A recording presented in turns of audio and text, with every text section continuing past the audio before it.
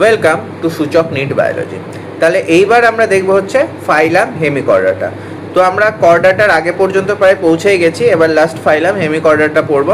তো দেখো কি বলেছে এখানে, Hemichordata was earlier considered as a subphylum under phylum chordate. অর্থাৎ আগে হেমিকর্ডাটাটা কিন্তু এই কর্ডেটের আন্ডারেই ধরা হতো। কেন?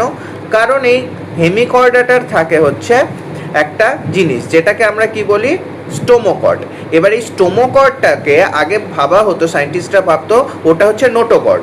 এবার নোটোকর্ড থাকলে ওটা তো কর্ডাটার আন্ডারে পড়ে যায়, সেই জন্য আগে এই হেমিকর্ডাটাকে কর্ডাটার আন্ডারে ভাবা হতো। কেন? কারণ ওই স্টোমোকর্ড যেটা এদের থাকে সেটাকে ভাবা হতো অ্যাকচুয়ালি আগে নোটোকর্ড, কিন্তু পরে সায়েন্টিস্টরা যখন দেখলো যে না, ওটা আলাদা জিনিস, এটা আলাদা জিনিস, তো তখন এই কর্ডাটার আন্ডার থেকে এই হেমিকর্ডাটাকে আলাদা করে নেওয়া হলো।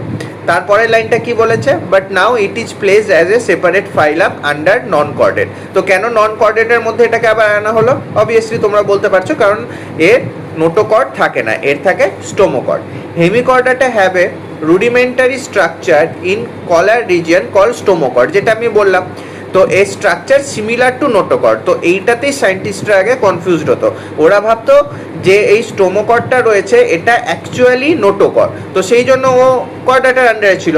কিন্তু যখন দেখলো যে না, এটা আলাদা, তো তখন এটাকে আলাদা নাম দিয়ে দিল স্টোমোকর্ড, আর এর জন্য একটা নন কর্ডাটার আন্ডারে ফাইলাম বানিয়ে দিল, সেটা হচ্ছে হেমিকর্ডাটা। এইবার ব্যাপারটা হচ্ছে এই স্টোমোকর্ডটা কি।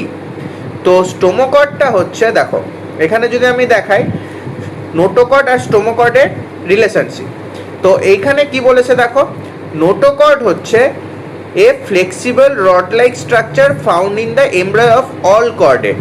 এই নোটোকর্ড পাওয়া যায় বলেই সব অ্যানিমালগুলোকে আমরা কর্ডেটের আন্ডারে বলছি। আর স্টোমোকর্ডটা কি, একটা হলো অ্যান্টেরিয়ার আউট পকেটিং অফ ফ্যারিংস, অর্থাৎ ফ্যারিংসেরই একটা আউট পকেটিং, অর্থাৎ ফ্যারিংসটাই লম্বা হয়ে গিয়ে এটা তৈরি করছে। আর এটা কোথা থেকে তৈরি হয়? Endodermal origin. আর যেখানে নোটোকর্ডটা মেসোডার্মাল। তোমরা জানো যে ট্রিপ্লোপ্লাস্টিক অ্যানিমালের তিনটে ডাম থাকে, কি কি? একটোডাম, মেসোডাম, এন্ডোডাম। তো এই যে নোটোকর্ড সেটা কিন্তু মেসোডাম থেকে তৈরি হয়, আর এই যে স্টোমোকর্ড সেটা এন্ডোডাম থেকে তৈরি হয়। তো অবভিয়াসলি স্টোমোকর্ড আলাদা নোটোকর্ডের থেকে, সেই জন্য এটাকে নন কর্ডেটের মধ্যে একটা আলাদা ফাইলাম ঢুকিয়ে দিয়েছে। এবার দেখো, this phylum consist of small group worm like marine animal with organ system level of organization. তো এটা ওয়ার্ম লাইক অর্থাৎ পোকার মতো দেখতে, ওটাই বলেছে। আর এইটা আরেকটা দেখো ইম্পর্টেন্ট লাইন, মেরিন অ্যানিমালস বলেছে, অর্থাৎ এরা কিন্তু মেরিন, অর্থাৎ ফ্রেশ ওয়াটারে কিন্তু পাওয়া যায় না। দেখে হয়তো খুব ইজি একটা লাইন মনে হতে পারে, কিন্তু এটাই যখন পরীক্ষার সময় দিয়ে দেবে যে অল হেমিকর্ডাটস আর মেরিন বা সাম হেমিকর্ডাটস আর মেরিন, ট্রু ফলস দেবে, তখন কিন্তু প্রবলেম হতে পারে। তো এই লাইনগুলো কিন্তু খুব অবশ্যই মনে রাখতে হবে।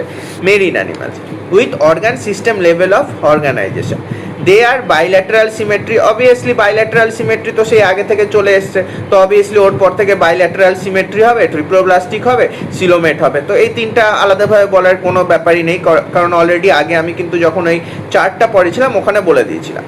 দে আর, তারপর বলছে the body cylindrical and is composed of an anterior proboscis. এই সামনের দিকের পার্টটা প্রোবোসিস বলছে, মাঝখানেরটাকে কলার বলছে, আর লাস্টেরটাকে কি বলছে? ট্রাঙ্ক।